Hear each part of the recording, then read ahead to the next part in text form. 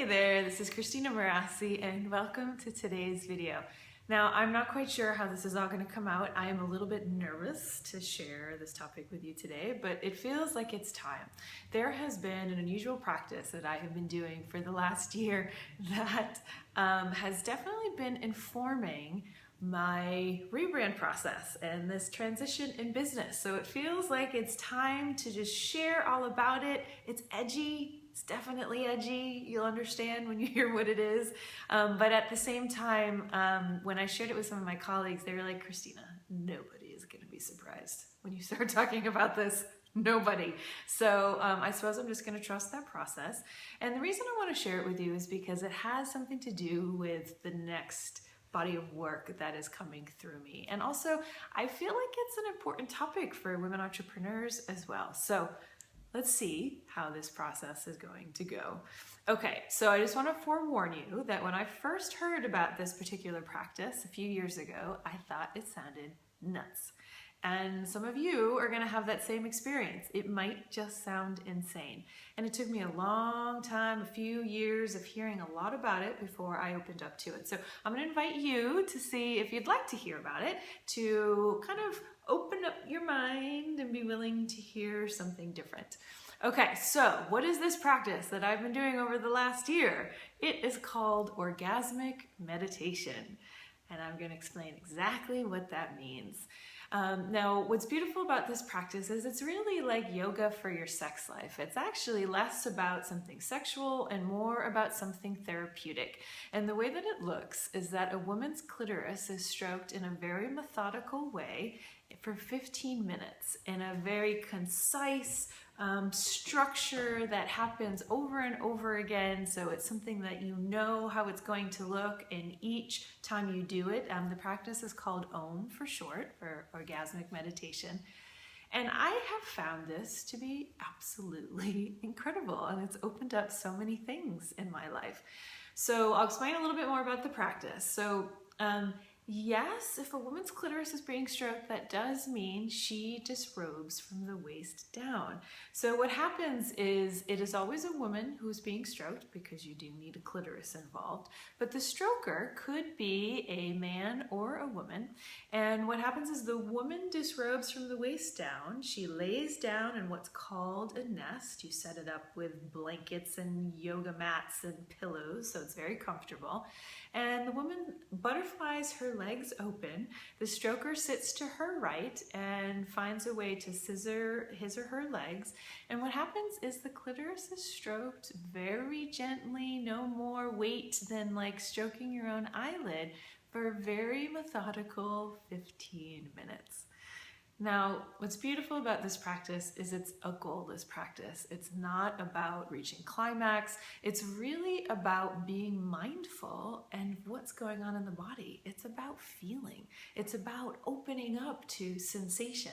It's about opening up to pleasure. And it's about really opening up to connection with people in a pretty profound and intimate way, as you can imagine. So this practice was started, actually, I don't even know, but it's been around for at least 15, maybe even 20 years. And it was started by a woman named Nicole Daedone, and her company is called One Taste. Now, for the women entrepreneurs out there who will find this fascinating, this company was in the top 500 Fortune companies and also like the 11th fastest growing educational company, I believe. So it's working. Like, a business around sex and orgasm is really getting out there, which is kind of profound. And what I love about this work is there's a huge body of wisdom behind it. Like, it sounds sort of scintillating and maybe kind of crass, but it's really not. It's actually quite deep.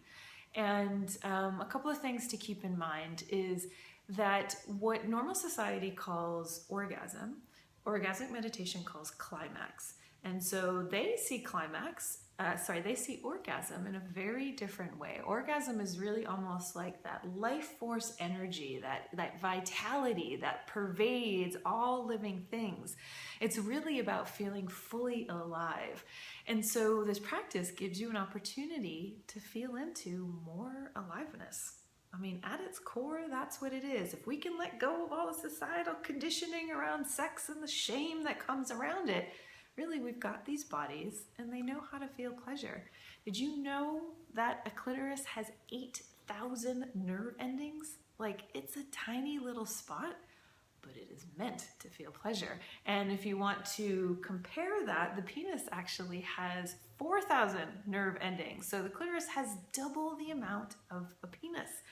So there's something beautiful about having an opportunity for 15 minutes in your day to tune into something that gets you to feel more and that gets you to feel more alive. And there's a lot about this practice that has been very profound for me and has definitely opened up a lot of things in my life, for sure. So for those of you who are kind of fascinated about this, around the video somewhere, you will see information where you can learn more about it if you would like. There's books, there's videos, there's trainings if you would like. It's definitely something that's on the up and up in major newspapers. This practice was mentioned in Tim Ferriss's book called The 4-Hour Body. When he talks about the 15-minute orgasm at the end of the book, he is talking about orgasmic meditation. Deepak Chopra also included orgasmic meditation in a project that he did of 30 days of intent, I believe, and that's a video that I'm going to share with you guys too. So this is the highly unusual practice that I have been doing over the last year. So what's it done for me? Like, why am I even talking about this? It feels important because, number one, I was a women entrepreneur who was working constantly. I had no personal life to speak of. If you've been around for a while, you know I went through a divorce. So I was open to dating, but men weren't seeing me, nothing was happening, and I was working nonstop. And that is just not sustainable when you're wanting to run a business and have great impact on the world. So I finally knew something needed to change. I don't know what the blocks were, but so I guess the whole process was making major changes in my business and scaling back so that I would have some time to listen for what was next and to carve out space for a personal life. And the orgasmic meditation, or the Oming, really has been a huge part of that for me. So yes, I have a personal life now. Woohoo! And yes, I feel more alive and more in my body than I ever have. And yes, I'm healing all sorts of shame and wounding around my own sexuality, which is fantastic. And probably the thing that's the biggest that I noticed is, as a woman, I was so empty. Oh my God, like working so hard on my business and putting my attention outward, and for whatever reason, I was built that way, of not necessarily knowing how to fill back up. And then of course I didn't have any romantic partnership in my life for a while either. So I was running on empty, big time. So what's beautiful about this practice is it really helps a woman to fill back up and to get highly saturated in this kind of cosmic orgasm and to feel filled. So it's a conversation I want to be starting in the women entrepreneurial circles, because I know so many people who are just desperately empty and burnt out and exhausted. And we're really not going to accomplish what we're here to accomplish if we're operating from that place. So this all has something to do with the new niche. Now, I'm going to say that it's not fully formed. I really don't even know exactly what it is yet. And I am going to kind of share all this process on the blog moving forward. But it is something in this arena of like, how can I support women of operating from that place of orgasm, from their sex power, if you will, and not like the distorted version that we have in society, or, you know, that stems from pornographic models. No, I'm talking about the deepest form of the feminine that you could possibly ever imagine. I mean, on some level, this is what I've been talking about all along. My business is called Ecstatic Wealth. I help people flip their switch. I'm always kind of supporting people to tune into more of that life force and orgasm.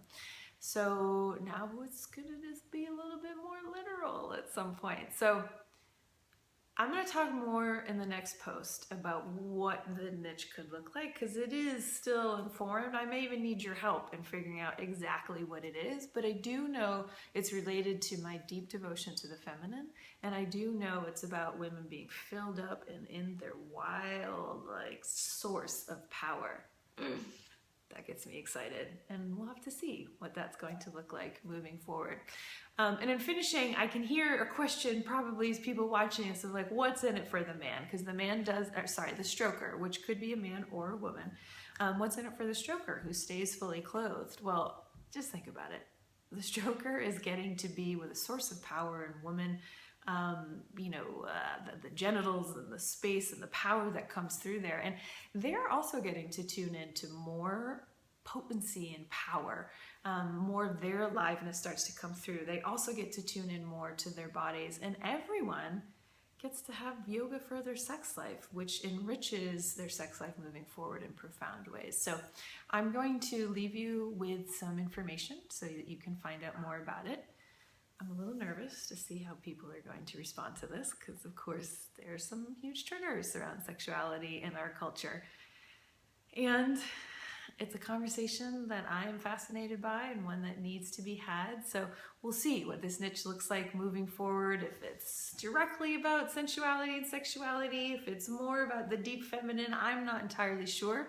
But I wanted to give you the backstory and lay the foundation of what's been supporting me in this process. Oh, lastly, I should probably say, I was so fascinated by this work, Orgasmic Meditation, that I'm in their coaching program, which I find sort of humorous, but I love the body of work behind it all. And I knew there was something there for me to soak up because I knew that I was going to kind of fold it into my own body of work that's been developing over the last 10 years and take it to the next level. Like this feels like an important ingredient in my stew of my own ecstatic brand and my ecstatic body of work. So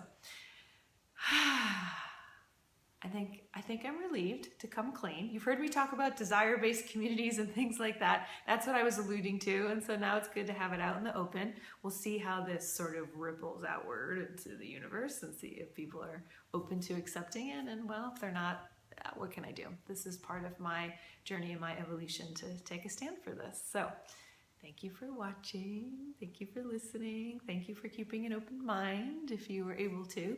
And I look forward to continuing this conversation with you all. All right, everyone, take care.